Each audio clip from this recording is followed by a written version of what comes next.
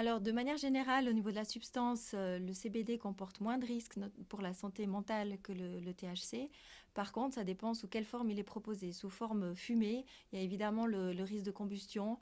Et là, c'est le même risque avec les cigarettes. Finalement, quel que soit le produit fumé, il y a des risques pour les poumons, le système cardiovasculaire, etc.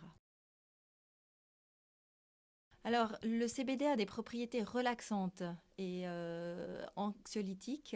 On lui reconnaît aussi des qualités antiépileptiques, voire même antipsychotiques et antioxydantes. Maintenant, ce sont des propriétés qui doivent être encore investiguées scientifiquement pour être vraiment sûrs de leur efficacité thérapeutique.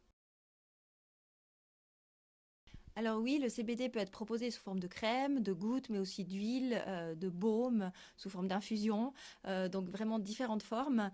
L'effet est toujours plus ou moins le même. Par contre, on évite les risques qu'on a avec la combustion.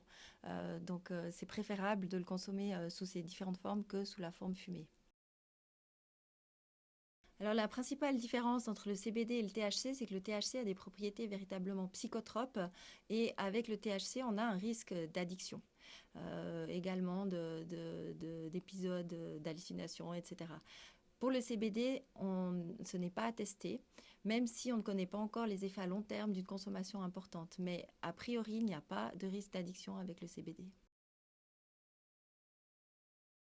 Alors en Suisse, il existe déjà un médicament à base de cannabis, le Sativex, mais qui est utilisé uniquement pour la sclérose en plaques et pour lequel il faut une autorisation spéciale et c'est un médicament qui reste très cher.